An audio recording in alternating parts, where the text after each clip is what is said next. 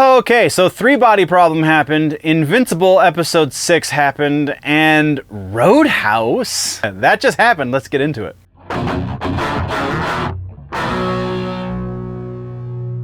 Lady nerds and fella nerds, you have tuned into the review show that you cannot afford to miss, and I like to call it That Just Happened. It is the review show that is usually late to the party, if it shows up at all. We will probably be talking about that thing that just came out, at least to some respect. We will also very likely be talking about a thing that probably happened 4 years ago, and I just now finally got around to digesting it myself. Either way, it will be a good conversation between old friends. So let's talk about that which has happened.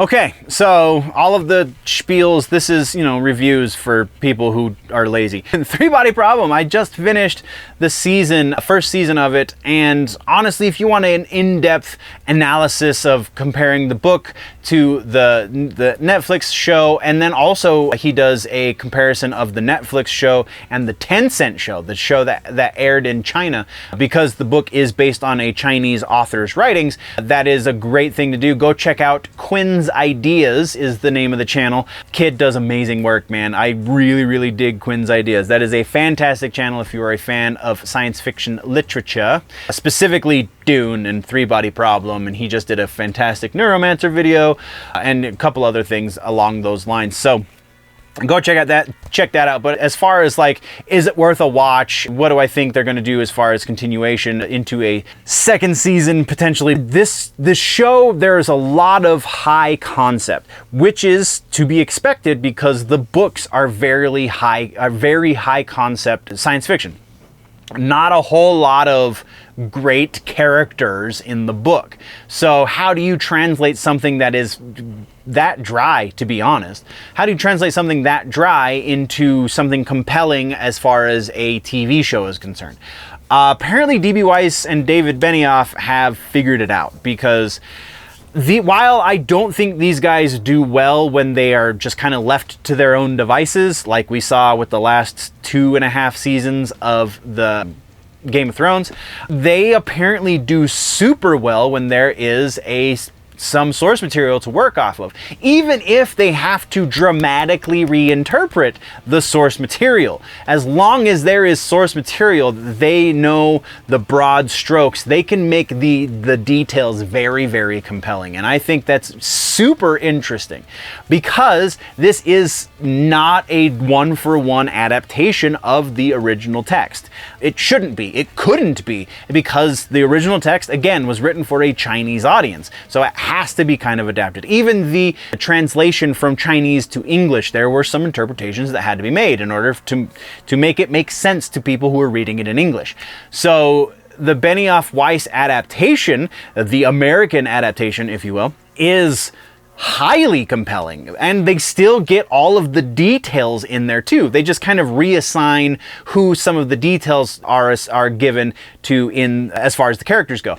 So that's just incredibly awesome. So all of the people who are on the conservative side of the nerddom, who are always worried about gender swapping and race swapping and yada yada yada yada XYZ, kind of technically everyone was race swapped because they're all supposed to be Chinese, but to that effect, it was an adaptation, so they didn't really swap anything.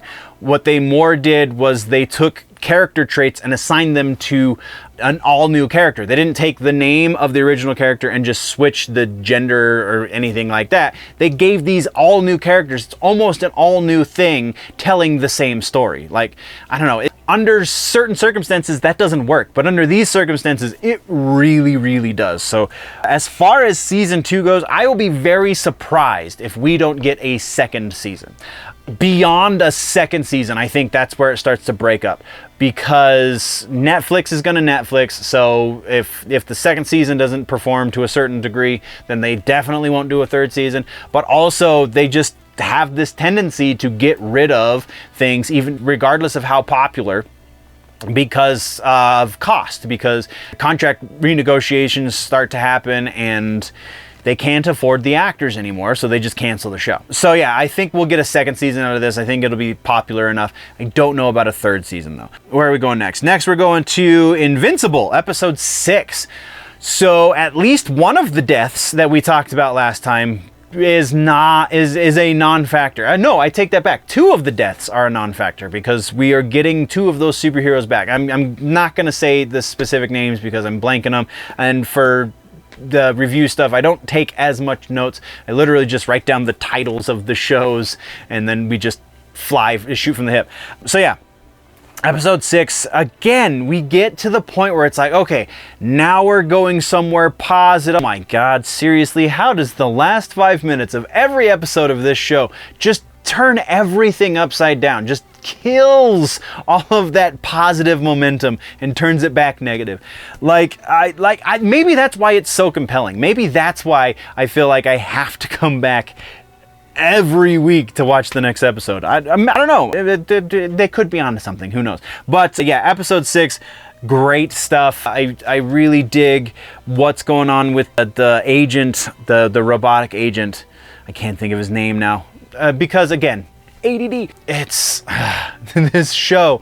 If you're not watching, if you like superhero content, and you're not watching it. If you like Robert Kirkman, who did, the Walking Dead stuff as well, then you really should be watching the show. It's just a very good, even more of a realistic example than The Boys to a certain degree of how superheroes very likely would function if they were real.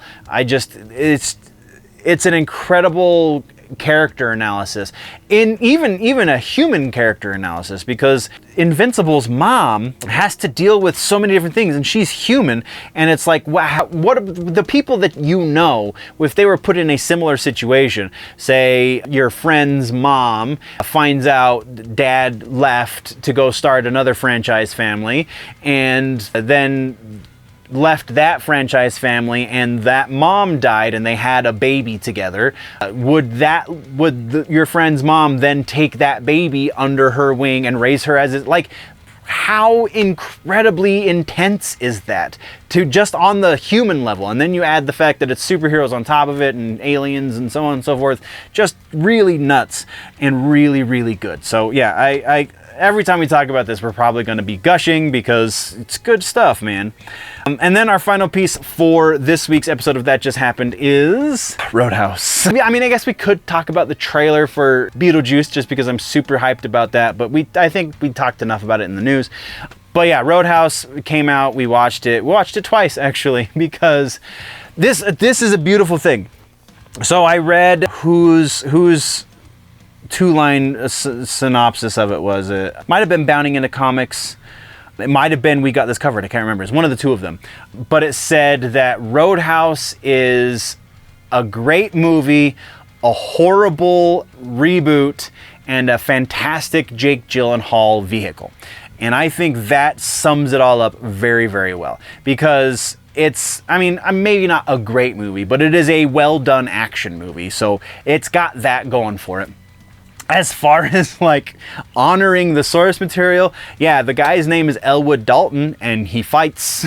That's about as much, and he's protecting a place, a roadhouse, but it's not called the Double Deuce, and it's a very different circumstance. And honestly, the Gyllenhaal version makes a lot more logical sense as to why they would have brought this person in, because bouncers are not world famous, but UFC fighters are. So yeah, just the logic works so much more in the reboot, the sequel, I can't terminology. But it doesn't honor the source material beyond the super duper broad strokes. It has the same name for the movie, the same name for the main character, and kind of the same premise, a little bit, question mark. Beyond that, it's just a movie unto itself, because Gyllenhaal's version of Dalton doesn't command the room when he walks in. He doesn't have the same grace. He doesn't have the same poise. He's not Patrick Swayze. He just isn't. And That's okay. They wrote his version of the character to kind of lean into what Jake Gyllenhaal is, and he's this kind of awkward kind of confidence. He is the weird kid on the football team. Like, just, yeah, he can do the thing, but he kind of seems like he would rather be doing other things in a lot of ways. And it really works for his iteration of this character, and he's just weird enough to be believable in this role. And I don't know where else to go with this. You got Conor McGregor. I saw one review say that Conor McGregor carries the whole movie on his crazy shoulders. To a weird degree, maybe, but not to the degree that they were implying with that review. Like, the whole movie does not hinge on the fact that Conor McGregor is in it. I think that's really selling this short for no reason, because there are a lot of fantastic performances in this. Even if it is just superficial popcorn fodder movie, like, there's not a whole lot of depth to this. It's not going to change the way you view cinema. It's not going to change the way movies are made. Nothing so heavy as that. This is just a ridiculously fun, very well executed movie it's just there to entertain, and there's nothing wrong with that. So Conor McGregor's great. Like, don't get me wrong. I think the inclusion of his character injects this movie with a certain kind of chaos that the first movie almost could have benefited from, even though I think there was plenty of chaos there anyway. But yeah, I will not be surprised if Conor McGregor does not do another movie in the very near future, because he's not a great actor. He's just a great presence. He just is in a lot of ways. And I think the writers did such an excellent job of leaning into the things that make that a good thing for a movie, that this is just an incredibly fun watch. So absolutely 100% recommend Roadhouse on Amazon Prime. I don't know why this did not get a theatrical release. If they do something in terms of sequel for this, I hope they don't. I'm gonna put that out there just to start this off. But if they do, I would be very surprised if it does not get a theatrical release. So yeah, Roadhouse, that's the thing. Things that are about to happen, gonna happen, future happenings. Nothing between now and the next time we talk. I will be taking care of my parents, so probably not a whole lot. Maybe some movie watching, but nothing relevant. And if anything, super noteworthy, I feel like it can contribute to this conversation. We'll probably talk about it in the live show if it happens when I get back. So yeah, as the immediate future, we have no plans. There are some concerts coming up, so we'll be talking about some live music, but there will be another proper episode of That Just Happened before we get to that point, I'm pretty sure.